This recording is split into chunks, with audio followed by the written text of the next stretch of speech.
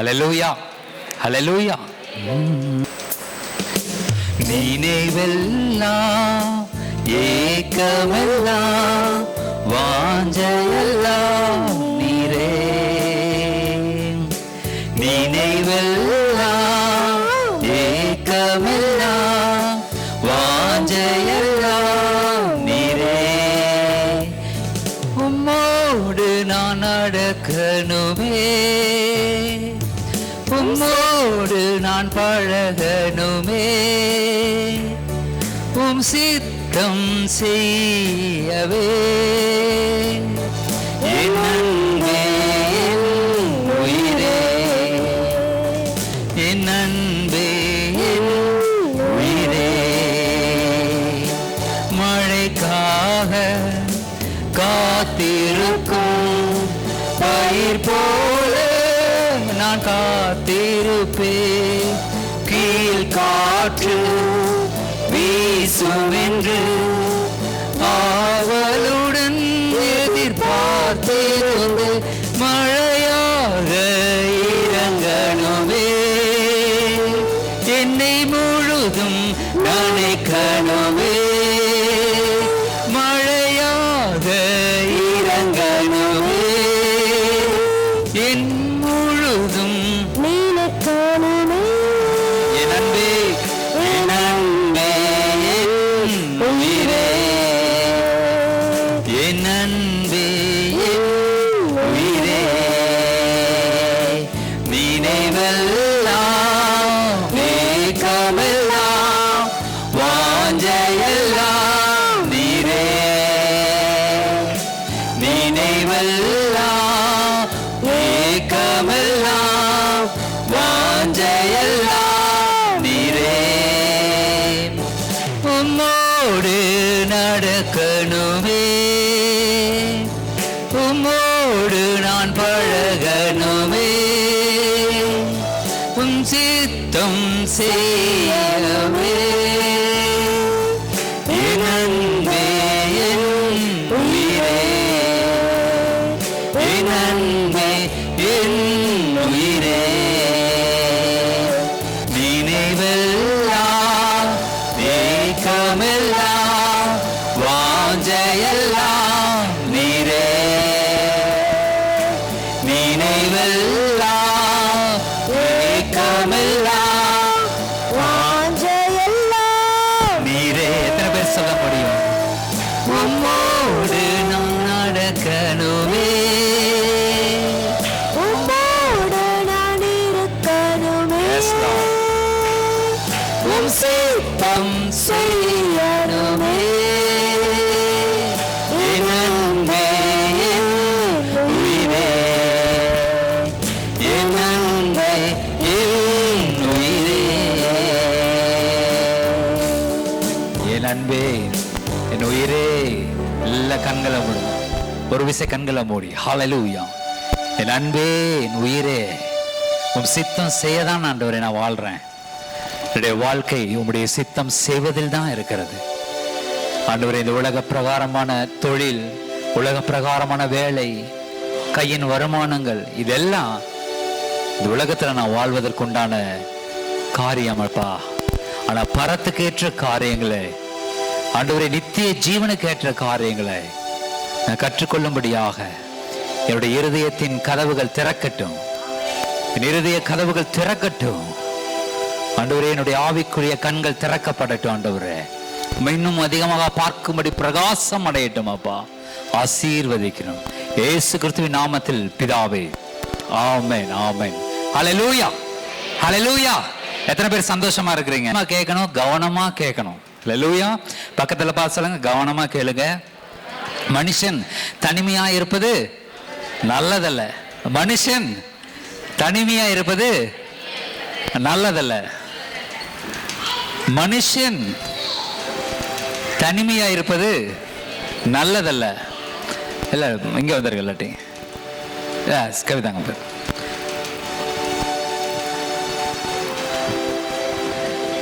ஓய்வு நாளிலே ஒரு நாள் இயேசு கிறிஸ்து ஜெப ஆலயத்திலே பிரசங்கிக்கும் பொழுது போன உடனே அவர் என்ன பண்ணாராம், சூம்பின கையுடைய ஒரு மனுஷனை பார்த்து அவனை எழுப்பி அவன் கையை நீட்டுன்னு சொன்னாராம்.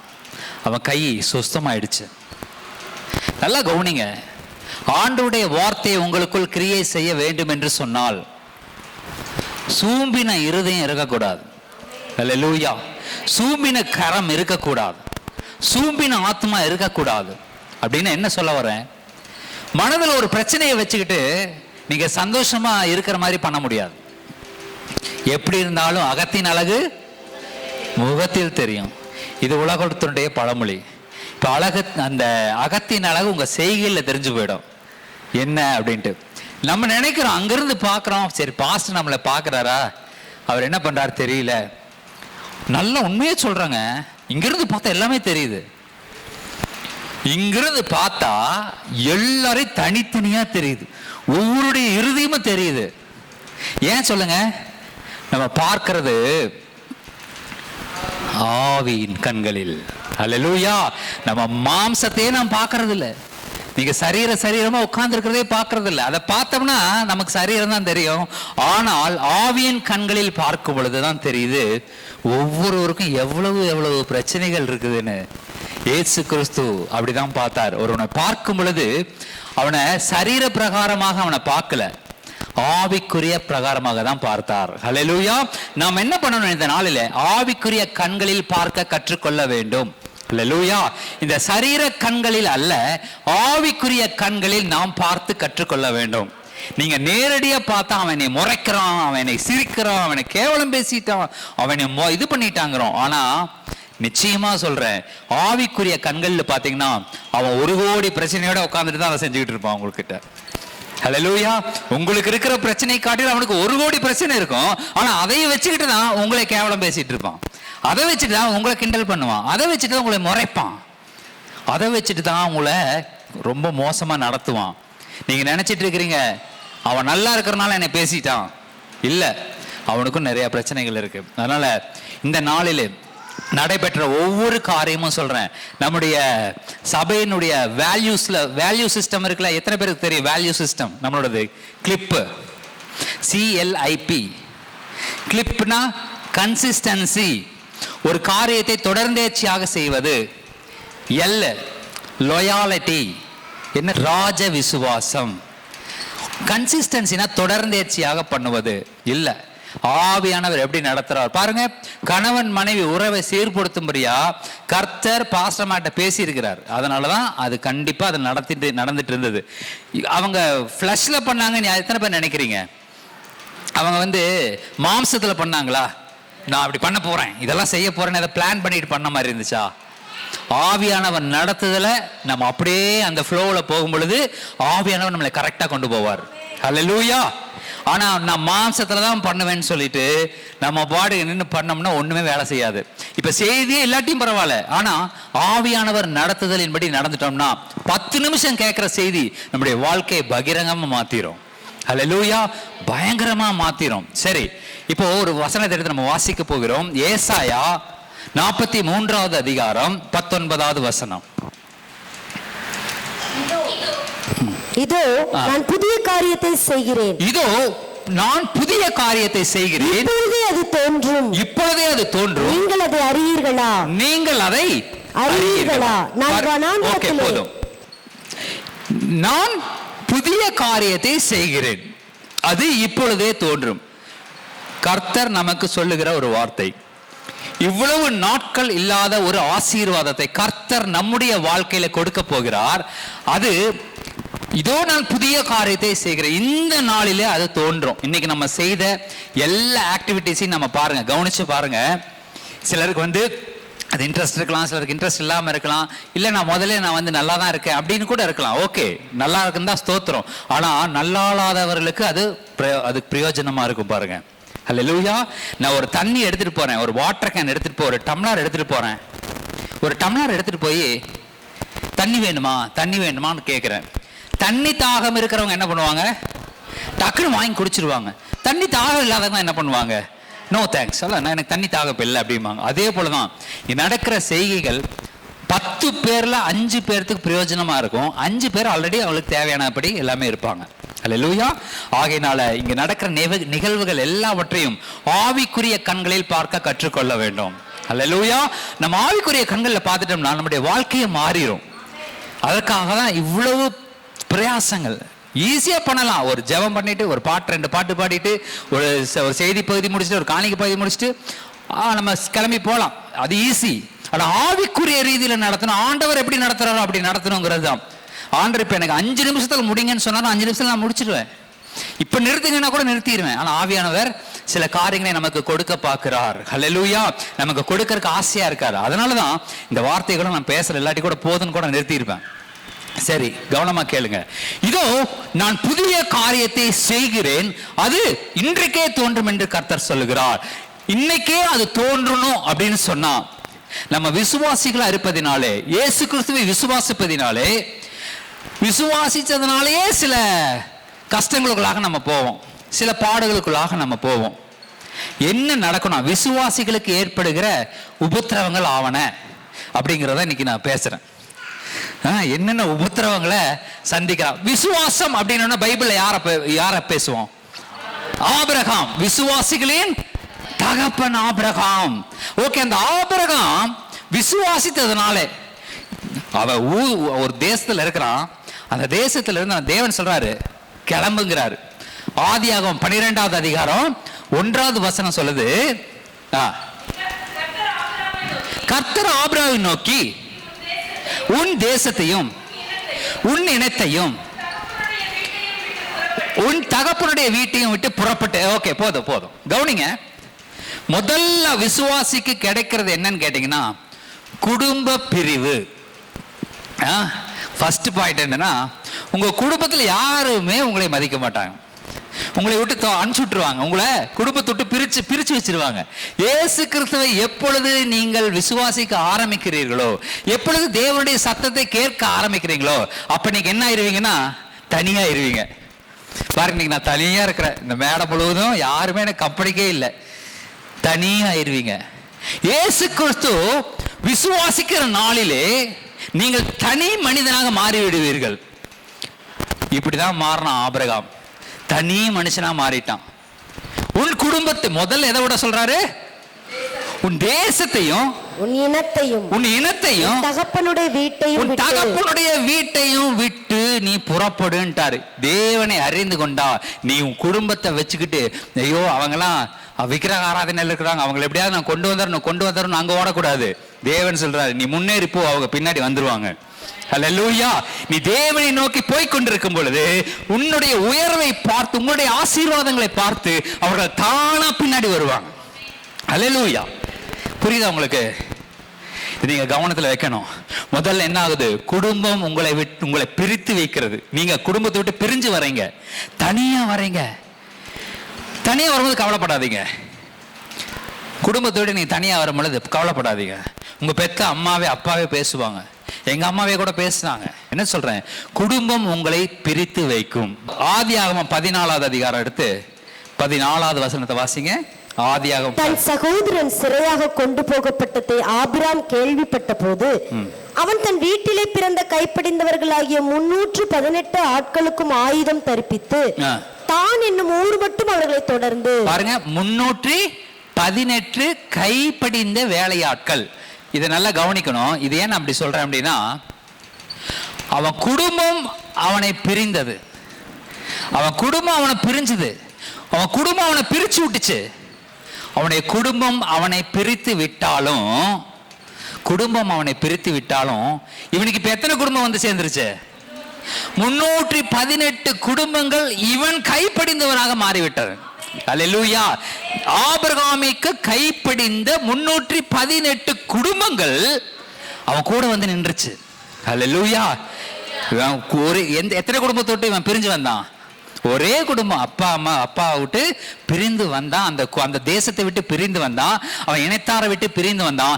இப்ப இவன் இடத்துல 318 குடும்பங்கள் தன்னுடைய கைப்படிந்தவர்கள். இவர் சொல்றதை கேட்க முடியும். இப்ப இந்த 318 குடும்பங்களுக்கு யார் தலைவன்? ஆபிரகாம் தலைவன். ஹல்லேலூயா. இன்னைக்கு உங்களை உங்க குடும்பம் பிரித்து வைக்கலாம், தள்ளி வைக்கலாம், என்ன பண்ணாலும் சரி, ஒரு பெரிய கூட்டத்திற்கு கர்த்தர் உங்களை தலைவராக மாற்ற போகிறார். ஹல்லேலூயா. உங்கள் குடும்பம் உங்களை ஒதுக்கி வைத்தாலும் பரவாயில்ல. ஆபிரகாமை ஒதுக்கி வச்சது. ஆபிரகாம் அந்த 12 அந்த ஆதியாகமம் 12:1 போட்டிருக்கு, அவன் தன்னுடைய இனத்தாரையும் ஜனத்தாரையும் வீட்டையும் விட்டு அவன் புறப்பட்டான். தான் ஆண்டவர் காண்பித்த தேசத்துக்கு புறப்பட்டான். புறப்பட்ட நேரத்துல அவன் யாரும் இல்லாம தான் வானான். கூட லோத்து அவன் மனைவி அவ்வளவுதான் போனாங்க.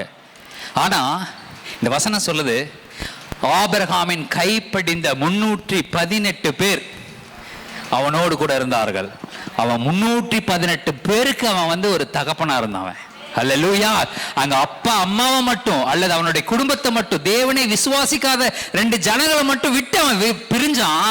ஆனா 318 கைப்படிந்தவர்களை அவன் கையில எடுத்துக்கிட்டான். அல்லேலூயா. ஆண்டவர் கொடுத்தார் அவனை. அப்ப நீங்க இயேசு கிறிஸ்துவை விசுவாசிக்கும் பொழுது உங்களை சிலர் ஒதுக்குவாங்க, குடும்பத்திலிருந்து விலக்கி வைப்பாங்க. நீங்களா சில நேரம் குடும்பத்தை விட்டு வெளிவர வேண்டியது வரும். இது எல்லாமே நடந்தாலும் தேவன் உங்கள் கைப்படிந்த 318 ஆபிரகாமுக்கு உங்களுக்கு 3028 இருக்கலாம். அல்லேலூயா. உங்களுக்கு 30,200 இருக்கலாம். அல்லேலூயா. யார் கண்டது? உங்கள் கரங்களில் கர்த்தர் இவ்வளவு ஜனங்களை கொடுக்க போறார். அல்லேலூயா. சபை என்பது என்ன?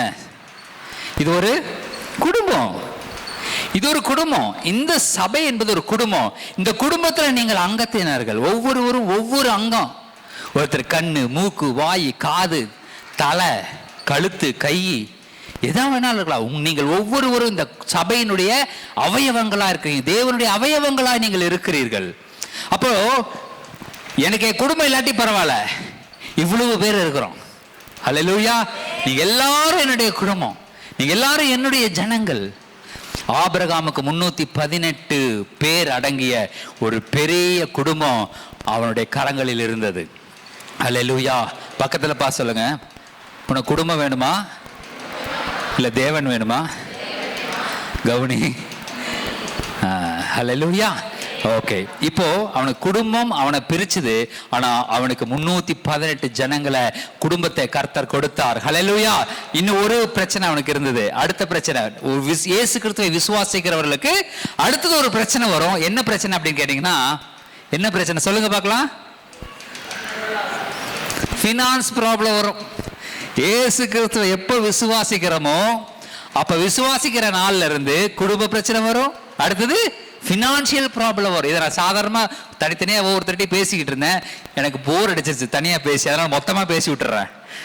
ஆண்டவர் பொருளாதாரத்தில் பிரச்சனை வர மாதிரி காட்டுவார். உங்களுக்கு தெரியும், ஆண்டவர் விசுவாசி அவர்கிட்ட ஜெபம் பண்ணி என்ன பிரயோஜனம், இப்படி ஒரு கீழே பிரச்சனையாக இருக்கு அப்படின்னு சொல்லிட்டு அவ்வளவு தூரம் நம்ம யோசிப்போம். ஆனால் ஆண்டவர் அப்படி விடுகிற தேவன் அல்ல. சரி வாசிங்க, ஆதியாகமம் 12:10 வாசிங்க. அவன் கானான் தேசத்துக்கு போகும் பொழுது தேசத்திலே பஞ்சம் உண்டாயிற்று. தேசத்திலே பஞ்சம் கொடிதாயிருந்தபடியால் பஞ்சம் கொடிதாயிருந்தபடியால் பஞ்சம் இன்னும் கொடிதா வேற இருக்குது. போதும் கவனிங்க. அவன் தேவன் சொற்படி கேட்டு கிளம்புனா, எங்க கிளம்ப சொன்னாரு? கானான் தேசத்துக்கு. நானும் சரி போறேன். தேவன் சொல்ல வரப்பட்ட சர்ச்சுக்கு போங்க. ஓகே, சர்ச்சுக்கு போனேன். சர்ச்சுக்கு வந்தாச்சு. சர்ச்சுக்கு வந்து நின்னாச்சு. இங்க என்னாச்சு? இப்போ பஞ்சம் கொடிதா இருந்தது. பஞ்சம்ங்கிறது மோசம். இதுல பஞ்சம் என்னவா இருக்கு? கொடிதா இருக்கிறது. எப்பொழுது தேவனை அறிந்து கொள்கிறோமோ அப்பொழுது பஞ்சம் எப்படி இருக்கும்? கொடிதாயின ஒரு பஞ்சம் நமக்கு வர மாதிரி இருக்கும். அல்லேலூயா. அது உண்மை இல்லை. தேவன் உங்களை பஞ்சத்தில் விடவே மாட்டார். நீங்க நல்லா கவனிச்சு பாருங்க. கொரோனா வந்துச்சு, யாராவது சாப்பிடாம இருந்தீங்களா? கை தூக்க. நான் சாப்பிடலைங்க, ஆண்டவர் என்ன பட்னி போட்டாருங்கன்னு யாராவது சொல்லுங்க. ஒருத்தரும் சொல்ல முடியாது. ஆனா கொடிதான பஞ்சம், அந்த 1 வருஷ காலம் 2 வருஷ காலம் வீட்டை விட்டு வெளியே வர முடியாம ஒரு பஞ்சகாலம். கர்த்தர் உங்களை என்னை அவர் போஷித்தார். அல்லேலூயா. அல்லேலூயா. அப்படி போஷிக்கப்பட்ட ஜனங்களுங்க நீங்களும் நானும். பஞ்சம் இருக்கும், உலகத்துல பஞ்சம் இருக்கும், ஊர்ல பஞ்சம் இருக்கும். ஆனா கிறிஸ்துவை விசுவாசிக்கிற ஜனங்களுக்கு ஒருபோதும் பஞ்சம் இருக்காது. பக்கத்துல பா சொல்லுங்க, உனக்கு பஞ்சமே வராதுப்பா, உனக்கு பஞ்சமே வராது. ஹல்லேலூயா. ஹல்லேலூயா. உங்களுக்கு நல்ல தெளிவா உங்களை பார்த்து சொல்லணும். ஏன்னா நான் சும்மா விளையாட்டுக்கெல்லாம் சொல்லலை. ஆவியில நின்று பேசுங்க. இங்க நின்றுட்டேன்னா நான் சொல்றதை அப்படியே செஞ்சிட்டீங்கன்னா ஆவியில போயிடாது. ஹல்லேலூயா. இல்லைன்னா கஷ்டம், இல்லாட்டி கொட்டாவில தான் போகும். ஓகே, கவனிங்க. பக்கத்துல கண்ணை பார்த்து உனக்கு பஞ்சம் வராது, உனக்கு பஞ்சம் வராது, உனக்கு பஞ்சம் வராது. ஆதியாகமம் 13:2. ஆபிரகாம் மிருக ஜீவன்களும் வெள்ளியும் பொன்னுமான ஆஸ்திகளை உடைய சீமானாய் இருந்தான். ஹல்லேலூயா, ஹல்லேலூயா. அவன் உள்ள வரும் பொழுது என்னவா இருந்தது? பஞ்சம். முதல்ல பஞ்சம். அந்த பஞ்சம் எப்படி இருந்தது? கொடிதா இருந்தது. அவன் கொஞ்சம் கருப்புங்க, அண்ணன் பயங்கர கருப்பு. புரியுதா நான் சொல்றது? அந்த மாதிரி அங்க பஞ்சங்க. ஆனா அந்த பஞ்சம் எப்படி? பயங்கர கொடிதான பஞ்சமா இருந்தது அப்படின்னு வாசிக்கிறோம். கொடிதான பஞ்சமா இருக்கும் பொழுது ஆபிரகாம் எப்படி இருந்தானா? ஆபிரகாமோ மிருக ஜீவன்களும் வெள்ளியும் பொன்னுமான ஆஸ்திகளுடைய சீமானாய் இருந்தான். ஹல்லேலூயா. பக்கத்துல பாசுங்க, ஏ சீமானே, பஞ்சம் உன்னை பாதிக்காதுடா. ஹல்லேலூயா, ஹல்லேலூயா. நீ கிறிஸ்துவை விசுவாசித்து இருக்கிறாய், பஞ்சம் உன்னை பாதிக்காது. அது கொடிதா இருந்தாலும் சரி, இல்ல வெறும் செடியா இருந்தாலும் சரி, அது உன்னை பாதிக்காது. ஹல்லேலூயா. ஏன்னா நீ ஆபிரகாமின் தேவனும் ஈசாக்கின் தேவனும் யாக்கோபின் தேவனுமாகிய அந்த தேவனை விசுவாசித்துக் கொண்டிருக்கிறீர்கள். ஹல்லேலூயா. குடும்பம் தள்ளி விடலாம், பிரச்சனை இல்லை. எனக்கு குடும்பம் வந்துடும். பணம் பொருளாதார நெருக்கடி வரலாம், பணம் வந்துடும். வெள்ளியும் பொன்னையும் உடைய சீமானா இருக்க முடியும். ஹல்லேலூயா. ஆபிரகாம் விசுவாசினா நீங்களும் நானும் விசுவாசி தான். ஹல்லேலூயா. அந்த விசுவாசிகளுக்கு என்னென்னலாம் கொடுமை வரும் வராதுன்னே நான் சொல்லலை. உங்களுக்கு வாழ்க்கை பூரா உங்களுக்கு பிரச்சனையே வராதுங்க அப்படின்னு சொல்லலை. பிரச்சனை வரலாம், கொஞ்சம் பஞ்சம் வரலாம், கொஞ்சம் நெருக்கடி வரலாம், வேலை கொஞ்சம் நேரம் இல்லாமல் இருக்கலாம். ஆனால் ஒன்று நன்றாக தெரிந்து கொள்ள வேண்டும், நீங்கள் ஆபிரகாமின் தேவனும் ஈசாக்கின் தேவனும் யாக்கோபின் தேவனுமாகிய அந்த தேவனை நீங்கள் விசுவாசித்துக் கொண்டிருக்கிறீர்கள். ஹல்லேலூயா. அந்த தேவன் பழைய ஏற்பாட்டில் பங்கு வகை வகையா நமக்கு தெரிஞ்சார். எபிரேயர் 1வது அதிகாரத்தை எடுத்து வாசிங்க பார்ப்போம். எபிரேயர் 1:1-2-3 வாசிங்க.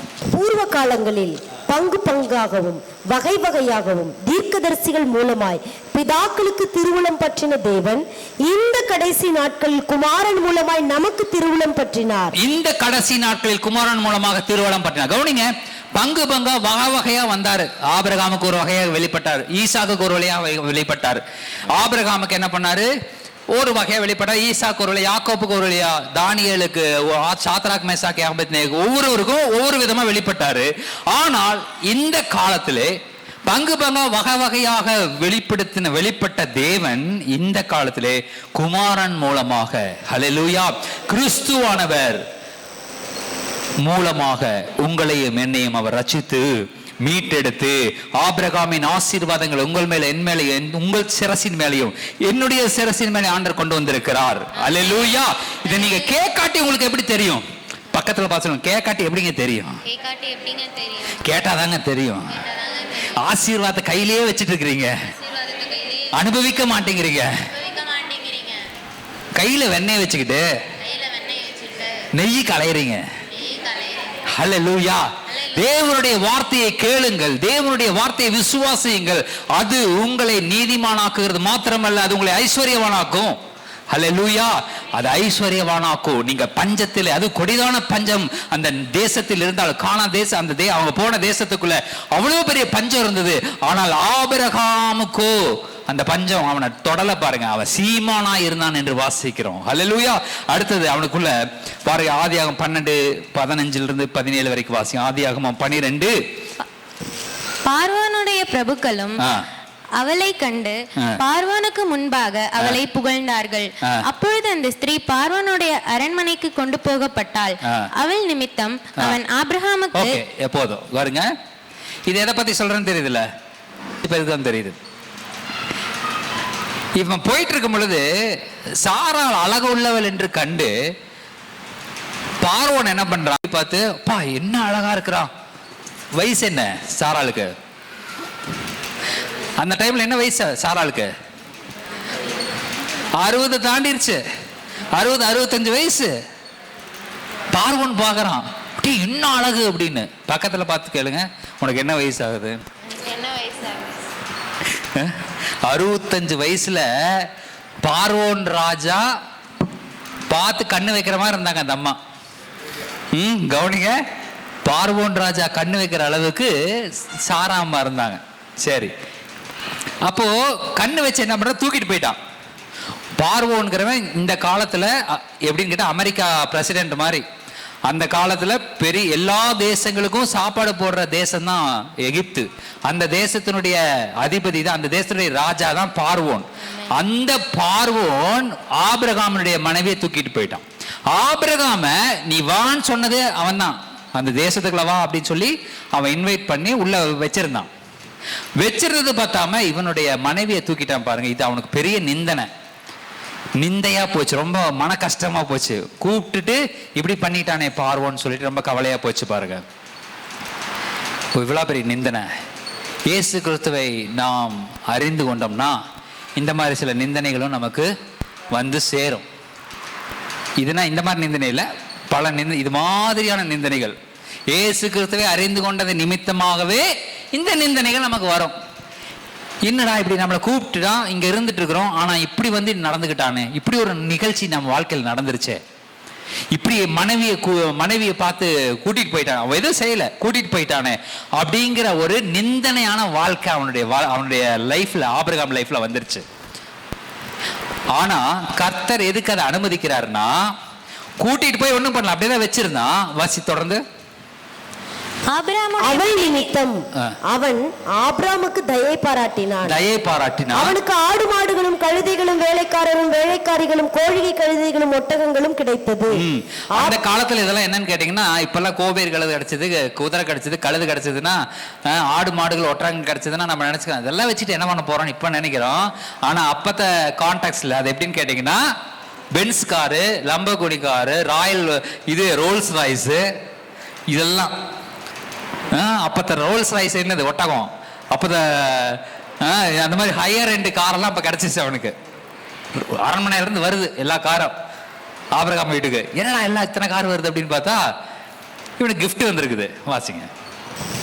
ஆபிரகாமுடைய மனைவியாகிய சாராளி நிமித்தம் கர்த்தர் பார்வோனையும் அவன் வீட்டாரையும் மகாவாதைகளால் ஆசீர்வாதம் ஆபிரகாமுக்கு வந்து நின்னுச்சு. இப்ப என்ன ஆகுது, அங்க வாதை ஸ்டார்ட் ஆகுது. ஆசீர்வாதம் வர வரைக்கும் ஆண்டவர் வெயிட் பண்றாரு, வரட்டும்னு வந்துருச்சு. எல்லா ஆசீர்வாதம் வந்து சேர்ந்ததுக்கு அப்புறம் பாருங்க எவ்வளவு சூப்பரான கடவுள்னு.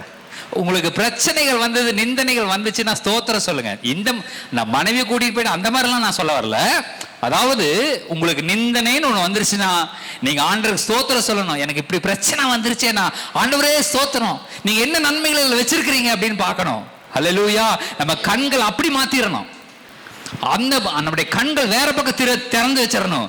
இங்க பிரச்சனை வருதுன்னு பிரச்சனையே பார்த்துட்டு இருக்கோம். இந்த முழங்கால் வந்துருச்சு இப்படியே பண்ணிட்டு இருக்க கூடாது. இந்த பக்கம் என்னவோ நன்மை இருக்குது. அல்லேலூயா. நீங்க இப்படி திரும்பி பாருங்க, கர்த்தர் உங்களுடைய வாழ்க்கையில நன்மையான காரியங்களை வைத்திருப்பதை நீங்க பார்க்க முடியும்.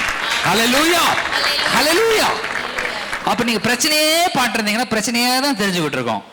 ஆனா அதுல நன்மை இருக்குது. பாஸ்டர்மா நம்ம கணவன் நோய்க்காக ஜெபிக்கலாம் அப்படின்னு அதைவே யோசிச்சுட்டு இருக்கிறோம். என்ன இப்படியே செஞ்சுட்டு இருக்கிறாங்க, என்ன இதே போயிட்டு இருக்குது, என்ன இதே போயிட்டு இருக்குதுன்னு நினைக்கிறோம். அதுல உண்மையிலேயே சொல்றேன், நாவில உணர்ந்தேன், நிச்சயமா நம்முடைய குடும்பங்கள் கட்டப்பட்டிருக்கிறது. அல்லேலூயா. அதுக்கு நடுவுல பிசாசின் கிரியைகள், ஒரு சமாதானத்துக்கு எடுத்துக்கிட்டு இருந்த கிரியைகள் எல்லாம் வெளியே போயிருக்குது. அல்லேலூயா. நீங்க பாப்பீங்க, வர நாள்ல பாப்பீங்க. அதெல்லாமே நீங்க குடும்பமா சந்தோஷமா இருக்கிறத நாங்களும் பார்க்க போறோம். அல்லேலூயா. அதுக்குதான் அது நடக்குது. Okay, right. அப்போ இந்த பொருளாதார ஆசீர்வாதங்கள் எல்லாம் இங்க நிக்க வரைக்கும் ஆண்டவர் வெயிட் பண்ணிட்டு இப்ப வைக்கிறாரு ஆப்பு.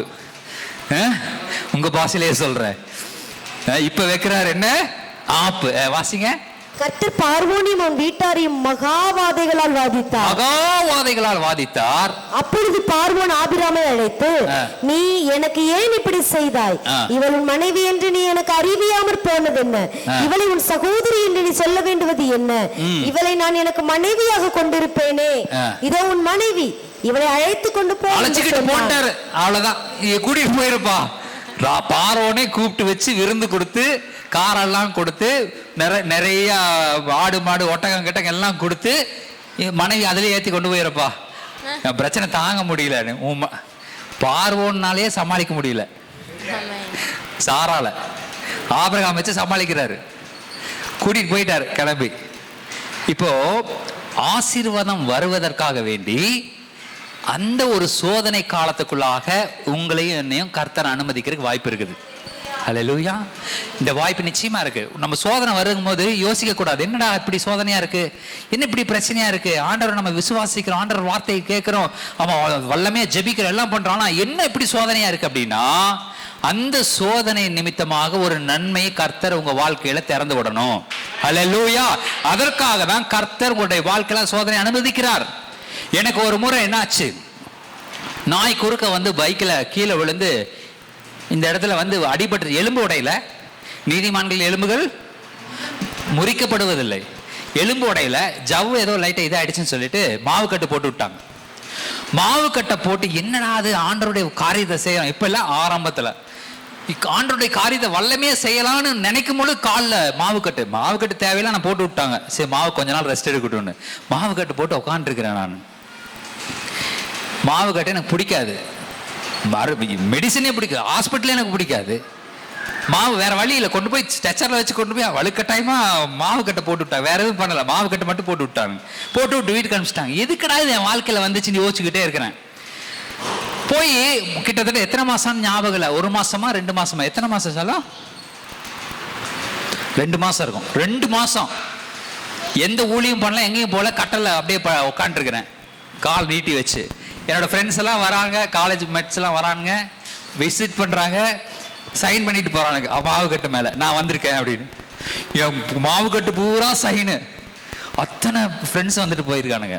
நான் நினைச்சேன், ஆண்டவரே எதுக்கு இப்படி நடந்துச்சு, ஏன் இப்படி நடந்துச்சு, எதுக்கு இது அப்படின்னு சொல்லிட்டு இருக்கும்போது போர் அடிச்சுட்டு இருக்கும்ல, எல்லாம் இவங்கெல்லாம் போய் அப்போ இவங்க ஏதோ படிச்சுட்டு இருந்தாங்க, ஏதோ ஒர்க் பண்ணிட்டு இருந்தாங்க. எல்லாம் போனதுக்கு அப்புறம் நான் அப்படியே படுத்துட்டு யோசிச்சுட்டு இருக்கிறேன். என்னுடைய கட்டல் சந்துக்குள்ள வந்து ஒரு கவர் இருக்கு. அந்த கவரை நான் சாதாரணமாக பார்க்க முடியாது, சாதாரணமாக வந்து அதை பார்த்துருக்க மாட்டேன். அங்கே 2 மாதம் தங்கி இருந்ததுனால அந்த பெட்டில் அந்த கவரை பார்க்குறேன். அந்த கவரை எடுத்து பார்க்கும் பொழுது இவங்களுக்கு சவுதி போகிறதுக்கு உண்டான அத்தனை ப்ராசஸும் பண்ணனா ஒரு கவர் அதுக்குள்ளே இருக்குது. ஹல்லேலூயா. போஸ்ட் வந்து உள்ளே இருக்கு. எடுத்து பார்த்தா ஆர்டர், சவுதி போகிறதுக்கு உண்டான அத்தனை ப்ராசஸ் பண்ணுனா ஆர்டர்ஸ் அதுக்குள்ளே இருக்குது. கரெக்டாக டேட்டும் வந்துருச்சு. என் காலில் கட்டு அவுக்கிறனால, அவங்க ஃப்ளைட் ஏறுறனால காலில் கட்டு அவுத்துட்டு நேராக கொண்டு போய் ஃப்ளைட் வச்சு விட்டுட்டேன். ஹல்லேலூயா. காலில் கட்டு தான், ஆனால் அதுக்கு ஒரு காரணம் இருக்குது. ஹல்லேலூயா. நான் ஒருவேளை அடிபடாமல் இருந்தால் அதை ஜென்மத்துக்கு பார்த்துருக்க மாட்டேன். அதெல்லாம் ஃபேக்குன்னு சொல்லிட்டு, அதெல்லாம் பொய், அதெல்லாம் ஒன்றும் இல்லைன்னு தூக்கி போட்டேன். அதை ஒரு நாள் அது வந்தப்போ, போஸ்ட்டில் வந்தப்போ இந்த மாதிரி சவுதி ஆர்டர் இதெல்லாம் நம்ம அப்ளையும் பண்ணல, ஒன்றும் பண்ணல. அப்ளை பண்ண நம்ம ஏதாவது அப்ளையே பண்ணலை, சும்மா வந்துச்சு அப்படியே. அப்ளையும் பண்ணல, ஒன்றும் பண்ணல, இதெல்லாம் ஃபேக்குன்னு சொல்லி தூக்கி வீசினேன். அது போய் கட்டலுக்கு அடியில் விழுந்துருச்சு. நான் கால் உடஞ்சி படுத்திருந்தேன், உடையில கால் மாவு கட்டு போட்டு படுத்திருந்ததுனால அது உள்ள கை விட்டு பார்த்தேன். அப்படியே சும்மா போர் அடிக்குதுன்னு பண்ணுவோம்ல, பண்ணிட்டு இருந்தா கவர் கடை கையில மாட்டுச்சு. எடுத்து பார்த்தா ஆர்டர் வந்துச்சு, அவங்களை அனுப்பிச்சு விட்டேன். அப்போ நம்ம வாழ்க்கையில் இப்படி ஒரு பயங்கரமான சூழ்நிலைகள் வந்தா கூட அதுல கர்த்தர் ஒரு நன்மையான காரியங்கள் நமக்கு கொடுப்பதற்கு அவர் ஆயத்தமா இருக்கிறார். ஹல்லேலூயா. ஹல்லேலூயா. நான் சொல்றேன், நீங்க எந்த காரியமா இருந்தாலும் சரி, இந்த நிந்தனைகள் வருதுன்னு கவலைப்படாதீங்க. மனைவி இதாயிடுச்சு, மனைவின்னு பிரச்சனை இல்லை, வேற பல காரியங்கள் இருக்கலாம். ஆனால் அதிலும் கர்த்தர் ஒரு நன்மை நமக்கு வைத்திருக்கிறார். ஆசீர்வாதத்தை நீங்கள் பெற்றுக்கொள்ள முடியும். ஆனால் ஹல்லேலூயா, இப்பவே என்ன பண்ணிட்டான் ஆபிரகாம், சரி எனக்கு இதெல்லாம் வேண்டாம்ப்பா, இந்த ஊர் வந்தோடனே பஞ்சமா இருக்கு, அதுவும் பஞ்சம் எப்படி இருக்கு, குடிதா இருக்குது, நிந்தனையா இருக்குது, பொருளாதாரம் பிரச்சனையா இருக்குன்னு சொல்லிட்டு திரும்பி நேரா என்ன தேசத்துக்கு போயிட்டான், அந்த தேசத்துக்கே திரும்பி போய் உட்காந்துருந்தான்னு வைங்க, அவன் எந்த ஆசீர்வாதத்தையும் பார்க்க முடியாது. அதுக்கப்புறம் அவன் ஆபிரகாமி பாருங்க, ஆபிரகாம் மூலமாக தான் நம்மளுக்கு ஆசீர்வாதம் வந்திருக்குது. ஆபிரகாம் மூலமாக கிறிஸ்துவுக்குள் நமக்கு ஆசீர்வாதம் இருக்கு. அந்த ஆசீர்வாதமும் நமக்கு கிடைக்காம போயிருக்கும். அப்ப நான் சொல்றேன், இப்ப கலாத்தியர் 3 கடைசி வசனம் வாசிங்க. கலாத்தியர் 3 கடைசி.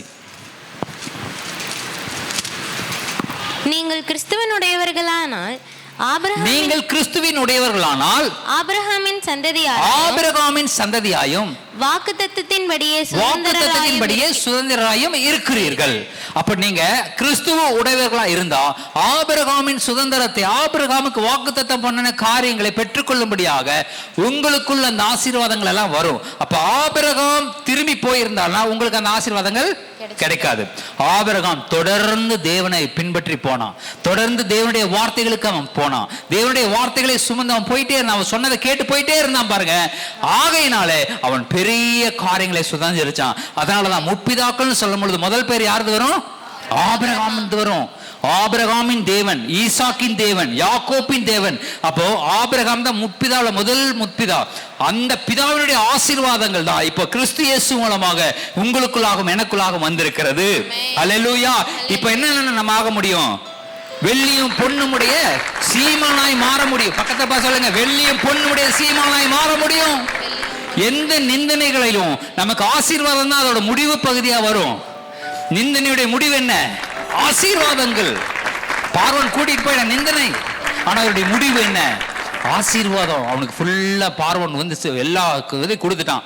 கொடுத்துட்டு பின்னாடி இதையும் ஓட்டி விட்டான். போ எதையும் ஆபிரகாம் மனைவி ஓட்டி விட்டான், நீயும் கிளம்பு, இதோட சேர்ந்து எல்லாத்தையும் நீ கிளம்பு அப்படின்னு. அப்ப என்ன அர்த்தம்? உங்களுக்கு எந்த காரியம், நிந்தனையோ பொருளாதார சிக்கலோ அல்லது குடும்ப பிரிவினையோ எது வந்தாலும் சரி, கவலைப்படாதீங்க. இயேசு கிறிஸ்துவை தொடர்ந்து விசுவாசியுங்கள், தொடர்ந்து அவருடைய வார்த்தையை கேளுங்கள். உங்களுடைய வாழ்க்கையில் இதெல்லாம் தொடர்ந்து வரும். கிறிஸ்துவை விசுவாசி எனக்கு இதெல்லாம் வந்துருச்சு, இதெல்லாம் கஷ்டம் வந்துருச்சுன்னு சொல்லாதீங்க. வரட்டும், நல்லது. கஷ்டம் வர்றது நல்லது. ஏன்னா அப்பதான் நான் அவருடைய பிரமாணங்களை கற்றுக்கொள்ள முடியும். அவருடைய துன்பங்கள் வர்றது நல்லது, அப்பதான் பிரமாணங்களை கற்றுக்கொள்ள முடியும். நம்ம நல்லாவே இருந்திருந்தோம்னு வைங்க, எந்த பிரச்சனையுமே வாழ்க்கையில், நான் சொல்றேன், சரவண பிரதர் இருக்கிறீங்க, உங்களுக்கு எந்த பிரச்சனையுமே வரலன்னு வைங்க வாழ்க்கையில, நீங்க இயேசு கிறிஸ்துவை தேடுவீங்களா? தேட முடியாது. என்ன ராஜா, நமக்கு பிரச்சனையே இல்லைன்னு வைங்க, ஆண்டவரே தேட மாட்டோம். என்ன ராஜ பிரதர் கரெக்டா? என்ன ஐயா கரெக்டா? என்ன சிஸ்டர் எஸ்தர் சிஸ்டர், துன்பமே வரலன்னு ஆண்டவர் தேடி இருப்போமா? சொல்லுங்க, தேடி இருக்க மாட்டோம். துன்பம் வந்துச்சுன்னா தான் இயேசு கிறிஸ்துவை தேடுறோம். அது வந்ததுனால தான் ஆண்டுடைய வார்த்தை கேட்க வரோம். சாத்ராக் மேசாக் ஆபேத்நேகோ மாதிரி ஆண்டவருடைய வார்த்தையை கேட்டுட்டு இருக்கிறோம். ஹல்லேலூயா. ஆகையினால தேவனை விசுவாசிங்கள். கர்த்தர் பெரிய காரியங்களுடைய வாழ்க்கையில செய்ய அவர் சித்தம் வைத்திருக்கிறார். இல்லை, எழுந்து நிற்போம். ஸ்தோத்திரம். Thank you Jesus. நன்றி ஆண்டவரே. அவர் ஆபிரகாமின் தேவன், அவர் ஈசாக்கின் தேவன், அவர் யாக்கோபின் தேவன், அவர் உனக்கும் எனக்கும் தேவன். அவர் ஆபிரகாமின் தேவன், அவர் ஈசாக்கின் தேவன், அவர் யாக்கோபின் தேவன், அவர் உனக்கும் எனக்கும் தேவன். நிச்சயமாக நான் உன்னை ஆசீர்வதிக்கவே ஆசீர்வதிப்பேன். நிச்சயமாக நான் உன்னை பெருகவே பெருக பண்ணுவேன் என்று வாக்குரைத்த தேவன், என்றும் வாக்கு மாறா தேவன், என்னை ஆணையிட்ட தேவன், எவ்வளவு பொய்யுரையாத தேவன், என்று வாக்குரைத்த தேவன், என்றும் வாக்கு மாறா தேவன், நம்மில் ஆணையிட்ட தேவன், எவ்வளவு பொய்யுரையாத தேவன். நிச்சயமாக நான் உன்னை ஆசீர்வதிக்கவே ஆசீர்வதிப்பேன். நிச்சயமாக நான் உன்னை பெருகவே பெருக பண்ணுவேன். Thank you Jesus. Thank you Lord. நன்றி அப்பா. ஆபிரகாமின் தேவன் எங்களுடைய தேவன், ஈசாக்கின் தேவன் எங்களுடைய தேவன், யாக்கோபின் தேவன் எங்களுடைய தேவன். ஆண்டவரே, நீர் எங்கள் தேவனாய் இருப்பதற்காக நாங்கள் நன்றி செலுத்துகிறோம். ஆண்டவரே, பஞ்ச காலத்திலே கொடிதான் இருக்கும் பொழுது ஆபிரகாம் வெள்ளும் பொன்னும் உடைய சீமானாய் இருந்தான் என்று நாங்கள் பார்க்கிறோம். ஹல்லேலூயா. நிந்தனை மேற்கொண்ட நேரத்தில் பார்வோன் அவனுக்கு எல்லா ஆசீர்வாதங்களையும் கொடுத்தான் நாங்கள் பார்க்கிறோம். குடும்பம் ஆபிரகாமை ஆண்டவரே பிரிந்து போக சொல்லும் பொழுது ஆபிரகாம் தன்னுடைய இனத்தையும் ஜனத்தையும் விட்டு பிரிந்து போகும் பொழுது அவனுடைய கைப்படிந்த 318 குடும்பங்களை கர்த்தர் அவனுக்கு கொடுத்தீர். அதே போல நாங்கள் உம்மை தேடி வருகிறோம். ஸ்தோத்திரம். நாங்கள் உம்மை தேடி வந்திருக்கிறோம் அப்பா. ஆண்டவரே ஸ்தோத்திரம். எங்களுடைய பஞ்ச காலம் கொடிதா இருந்தாலும் நீர் எங்களை சீமானாய் வைத்திருப்பீர் ஆண்டவரே. குடும்பம் எங்களை பிரித்து விட்டாலும் இயேசு கிறிஸ்துவை விசுவாசிப்பது நிமித்தமாக எனக்கு ஒரு பிரிவு நேரிட்டாலும் அதிலும் கர்த்தர் எங்களுக்கு உண்மையுள்ளவராய் இருப்பீர் ஆண்டவரே. நிந்தனை ஏற்பட்டாலும் சரி, எந்த துன்பங்கள் எங்களை நெருக்கினாலும் சரி, ஆண்டவரே ஸ்தோத்திரம், நீர் எங்களுக்கு போதுமானவராய் இருக்கிறீர் ஆண்டவரே. அவனுக்கு மனசோர்வு வந்தது. ராஜாக்கள் அவனை எதிர்த்து நின்றார்கள். நிறைய பேர் சண்டைக்கு வந்தாங்க. ஆனாலும் ஆபிரகாமோடு நீர் இருந்ததினாலே தன்னுடைய வேலையாட்களை வைத்தே அவர்களை விரட்டி அடித்து, ஆண்டவரே சோத்திரம் சோத்திரம் சோத்திரம் சோத்திரம், லோத்தை அவன் பாதுகாத்தான். ஆண்டவரே சோத்திரம். அந்த நேரத்தில் எனக்கு மனசோர்வு வந்தது. அதிலும் ஆண்டவரே அவன் விடுவிக்கப்பட்டான் என்று நாங்கள் பார்க்கிறோம். சோத்திரம். சரீர பிரகாரமான பிரச்சனைகள் கூட வந்தது. ஆதியாக 16:1 சொல்லப்பட்டிருக்கிறது, அவனுக்கு பிள்ளை இல்லாத இருந்ததுன்னு சொல்லி, அவனுக்கு பிள்ளைகள் இல்லாத இருந்த தருணம் இருந்தது. ஆண்டவரே சோத்திரம். அவன் சரீரத்துல பலவீனம், பிள்ளைகள் இல்லை. ஆனாலும் கர்த்தர் அநேக ஜாதிகளுக்கு தகப்பனாக நீர் அவனை மாற்றினீர் ஆண்டவரே. எங்க சரீரத்திலும் சில பிரச்சனைகள் இருக்கலாம் ஆண்டவரே, அதிலிருந்து கர்த்தர் எங்கள் சரீரத்தை விடுவித்து, ஆண்டவரே சோத்திரம், பழுகவும் பெருகவும் செய்கிற தேவனா இருக்கிறீர். தேவ திட்டத்திலேயே பிரச்சனை வந்துச்சு. கடைசியா ஆதியாகமம் 20:1-3 வாசிக்கிறோம். அவனுக்கு தேவ திட்டம் அவனுடைய வாழ்க்கையில நிறைவேறாதபடிக்கு பெரிய பிரச்சனை வந்துச்சு. அபிமெலேக்கு அவருடைய மனைவியை கொண்டு போகும் பொழுது இவனுக்கு சரீரத்துல பலன் இருந்தது, சாராளுக்கும் கர்ப்பம் தரிக்கிற பலன் இருந்தது. இந்த நேரத்திலும் அபிமெலேக்கு அவனை கொண்டு சென்று ஏதாவது செய்திருந்தா தேவ திட்டம் அவனுடைய வாழ்க்கையில நிறைவேறாம போயிருக்கு. ஈசாக்கு வந்திருக்க மாட்டானா அந்த திட்டத்திலிருந்து கர்த்தர் அபிமெலேக்கினுடைய கரங்களிலிருந்து சாராயை மீட்டு ஆபிரகாமுக்கு தந்த அந்த வாக்கு தத்தத்தை நிறைவேற்றும்படியாக, அவருடைய சந்ததி ஆசீர்வதிக்கப்படும்படியாக ஈசாக்கு என்ற ஒருவனை பெற்று எடுக்க ஆபிரகாமுக்கு சாராளுக்கு தேவன் பலத்தை கொடுத்தார். ஹல்லேலூயா. அபிமெலேக்கின் கரங்களிலிருந்து சாராயை விடுவித்து ஆபிரகாமோடு சேர்த்தார். தேவ திட்டத்துல கூட ஒரு குளறுபடியாக இருந்தது. ஆனால் கர்த்தர் அதிலிருந்து ஆபிரகாமை விடுவித்தார். அதே போல நம்முடைய வாழ்க்கையிலும் கர்த்தர் வைத்திருக்கிற திட்டத்திலிருந்து குளறுபடிகள் நடந்திருக்கலாம். நம்ம வாழ்க்கையில சில பிரச்சனைகள், பின்மாற்றம், இயேசு கிறிஸ்துவை அறியாதபடிக்கு பஞ்சம், பட்டினி, கவலை, கஷ்டம், துக்கம், கண்ணீர் இவைகளில் சென்றிருக்கலாம். ஆனாலும் கர்த்தர் இப்பொழுது தேவனுடைய திட்டத்தில் உங்களை எண்ணி நிறுத்தி இருக்கிறார். தேவனுடைய திட்டத்தின் மையத்தில் உங்களை எண்ணி நிறுத்தி இருக்கிறார். ஹல்லேலூயா. இந்த நன்மைகளை நாம் பெற்றுக்கொள்ளும்படி நாம் இங்கே கூடி வந்திருக்கிறோம். தொடர்ந்து உடைய வார்த்தையை கேட்கவும், அதனால் வர ஆசீர்வாதங்களை பெற்றுக்கொள்ளவும் எங்கள் ஜனங்கள் ஆசீர்வதிக்கப்படட்டும் என்று சொல்லி நீர் என்மேல் வைத்த அபிஷேகத்தை முன்னிட்டு நான் சொல்றேன் ஆண்டவரே, இங்க இருக்கிற ஒவ்வொருவரும் ஆபிரகாமின் ஆசீர்வாதங்களை கிறிஸ்து இயேசு மூலமாக பெற்றுக்கொள்வார்களா? ஆமென். வாக்குத்தத்தங்களை பெற்றுக்கொள்வார்களா? ஆமென். ஆசீர்வாதங்களை பெற்றுக்கொள்வார்களா? ஆமென். ஹல்லேலூயா. நன்றி தகப்பனே, நீர் அப்படியே செய்வதற்காக ஸ்தோத்திரம். ஒவ்வொரு தலையின் மேல, ஒவ்வொரு சிரசின் மேல ஆசீர்வாதங்கள் நான் பேசுகிறேன். தேவ வல்லமை ஒவ்வொரு மேல இறங்கட்டும் இறங்கட்டும் இறங்கட்டும். கரபா ஷேகேரிபா லரபா. ஹல்லேலூயா. இன்னைக்கு நாங்க வாசித்த ஒவ்வொரு வசனங்க எங்க வாழ்க்கையில கிரியேட் செய்யட்டும் ஆண்டவர், கிரியேட் செய்யட்டும், கிரியேட் செய்யட்டும் அப்பா. ஹல்லேலூயா. தேவனுடைய ஹல்லேலூயா ஆலயத்திலே ஆண்டவரே கூடி வந்து உம்மை ஆராதிக்கிற ஜனங்களுக்கு ஒரு குறைவும் இனிமேல் இருக்க கூடாது. இந்த நாளிலே ஒரு பெரிய மறுரூபம் உண்டாவதாக. ஆசீர்வாதம் ஆபிரகாமுக்கு உண்டான ஆசீர்வாதம் கிறிஸ்து இயேசுவினால் எனக்கு கொடுக்கப்பட்டிருக்கிறது என்று ஒவ்வொருவரும் பெற்றுக்கொள்ளட்டும் ஆண்டவரே. வீடு மாஸ்தியம் என் சந்ததிக்கு நான் சேர்த்து வைப்பேன். நீதிமொழிகள் 19:14 சொல்லப்பட்டபடி ஒவ்வொருவரும் வீடையும் ஆஸ்தியும் சேர்த்து கொள்ளட்டும் ஆண்டவரே. ஸ்தோத்திரம் ஸ்தோத்திரம். வீடு கட்டுகிறவர்கள் வீடு கட்டுவதற்குண்டான சகல காரியங்களும் அவளுக்கு உண்டாகட்டும் சொல்லி ஜெபிக்கிறேன் ஆண்டவரே. ஆஸ்தி கர்த்தரால் வருகிற சுதந்திரமா இருக்கிறது ஆண்டவரே. அதை ஒவ்வொருவரும் பெற்றுக்கொள்ளட்டும் அப்பா, பெற்றுக்கொள்ளட்டும் ஆண்டவரே. ஐஸ்வர்யமும் கனமும் இயேசுவாலே வருகிறது என்று ஆண்டவரே ஒவ்வொருவரும் புரிந்து கொண்டு இயேசுவாலே அந்த ஐஸ்வர்யத்தையும் கனத்தையும் பெற்றுக்கொள்வார்களாக. ஆண்டவரே ஸ்தோத்திரம் ஸ்தோத்திரம் ஸ்தோத்திரம். நன்றி செலுத்துகிறோம்.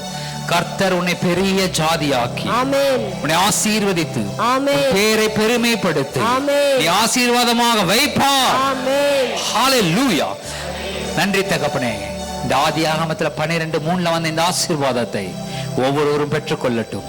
உங்களுடைய பெயரை பெருமைப்படுத்தும்படியாக கர்த்தர் பெரிய காரியங்களை செய்வார். ஆண்டவரே ஐஸ்வர்யம் கனம் ஒவ்வொருவருக்கும் உண்டாகட்டும். தேவ பக்தி உண்டாகட்டும். அன்றைய அறிகிற அறிவிலே வளரட்டும். வார்த்தையின் வல்லமையில வளரட்டும். தேவ ஆவியானவருக்குள்ளாக வளரட்டும். நன்றி செலுத்துகிறோம். இது அப்படியே ஒவ்வொரு மேலே இந்த ஆசீர்வாதங்களை செலுத்துவதற்காக நன்றி செலுத்துகிறோம். தேவனுடைய ஆணை பாய்ந்த கரம் ஒவ்வொரு மேலே இறங்குவதற்காக நன்றி செலுத்துகிறோம். எல்லா பலவீனத்தின் கிரியைகள் இயேசு கிறிஸ்துவின் நாமத்தினாலே சபித்து வெளியேற்று. எல்லா கவலை உண்டு பண்ணக்கூடிய எல்லா அந்தகார வல்லமையின் கிரியைகள் வெளியேறட்டும். குடும்ப உறவுகளுக்கு விரோதமாக எழும்பி இருக்கிற எல்லா அந்தகார வல்லமையின் கிரியைகள், இருளின் காரியங்கள், சரீரத்தினுடைய பலவீனங்கள் இயேசுவின் நாமத்தில் வெளியேறு என்று சொல்லி கட்டளை கொடுக்கிறேன். ஆண்டவரே ஸ்தோத்திரம். ஒவ்வொரு மேலையும் பிதா குமாரன் பரிசுத்த ஆவியானவர் நாமத்தினாலே ஆசீர்வாதத்தையும் வாழ்த்துக்களையும் நான் சொல்லுகிறேன். பாதுகாத்துக் கொள்ளுங்க, பலப்படுத்துங்க. ஆண்டவர் இயேசு கிறிஸ்துவின் மூலம் ஜெபிக்கிறோம் எங்கள் ஜீவனுள்ள பரம தகப்பனே. அவர் ஆபிரகாமின் தேவன், அவர் ஈசாக்கின் தேவன், அவர் யாக்கோபின் தேவன், அவர் உனக்கும் எனக்கும் தேவன். அவர் ஆபிரகாமின் தேவன், அவர் ஈசாக்கின் தேவன், அவர் யாக்கோபின் தேவன், அவர் உனக்கும் எனக்கும் தேவன். நிச்சயமாக நான் உன்னை ஆசீர்வதிக்கவே ஆசீர்வதிப்பேன். நிச்சயமாக நான் உன்னை பெருகவே பெருக பண்ணுவேன் என்று வாக்குரைத்த தேவன், என்றும் வாக்கு மாறா தேவன், என்னை ஆணையிட்ட தேவன், எவ்வளவு பொய்யுரையாத தேவன், என்று வாக்குரைத்த தேவன், என்றும் வாக்கு மாறா தேவன், நம்மில் ஆணையிட்ட தேவன், எவ்வளவு பொய்யுரையாத தேவன். நிச்சயமாக நான் உன்னை ஆசீர்வதிக்கவே ஆசீர்வதிப்பேன். நிச்சயமாக